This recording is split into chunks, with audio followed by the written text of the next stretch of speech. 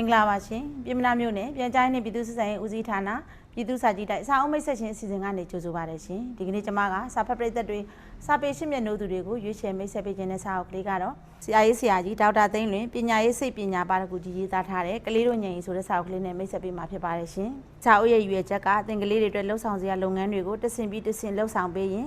ကလေးရဲ့ညင်တွေကိုလည်းအစွမ်းကုန်ပြည့်ပြည့်ဝဝဖွံ့ဖြိုးတိုးတက်လာအောင်ကူညီပေးဖို့ပဲဖြစ်ပါတယ်ရှင်ဒီစာအုပ်ထဲမှာဖော်ပြထားတဲ့အခန်းတွေအဆိုရင်ညင်ကြီး9သွဲကိုကြဲကြဲပြန့်ပြန့်နဲ့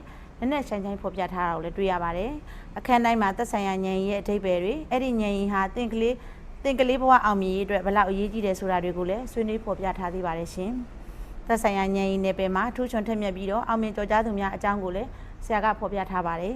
အသက်အုပ်စုအလိုက်ကလေးရဲ့ညင်ကြီးတွေကိုသတ်မှတ်ဖော်ထုတ်နိုင်အောင်လည်းအကြံဉာဏ်များပေးထားပါတယ်ရှင်သက်ဆိုင်ရာညင်ကြီးတိုးတက်လာဖို့အတွက်တဆင့်ပြီးတဆင့်လှုပ်ဆောင်ပေးရမယ့်လုပ်ငန်းဆောင်ရွက်စရာတွေကိုလည်းဆရာကဖော်ပြထားပါတယ်ရှင်ဒီစာအုပ်ထဲမှာဆိုရင်ကလေးတို့ရဲ့ညင်ဆိုတဲ့အတိုင်းအခန်း9ခန်းနဲ့ဆရာကရေးသားထားပါတယ်အခန်း1မှာဆိုရင်နှုတ်မှုနဲ့ဘာသာစကားဆိုင်ရာစွမ်းရည်အခန်း2မှာဆိုရင်သင်္ချာနဲ့အကျိုးကြောင့်ဆက်စပ်မှုဆိုင်ရာဉာဏ်ရည်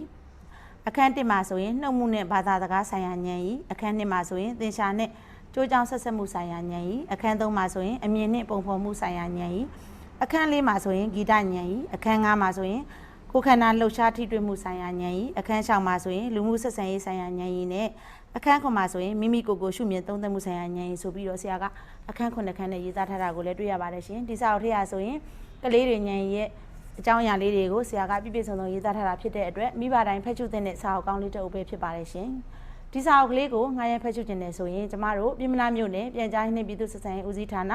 ပြည်သူ့စာကြည့်တိုင်းမှာအခမဲ့လာရောက်ငှားရမ်းဖတ်ရှုလို့ရပါတယ်ဆိုတဲ့အကြောင်းသတင်းကောင်းပါအပ်ပါတယ်ရှင်အားလုံးကိုကျေးဇူးတင်ပါတယ်ရှင်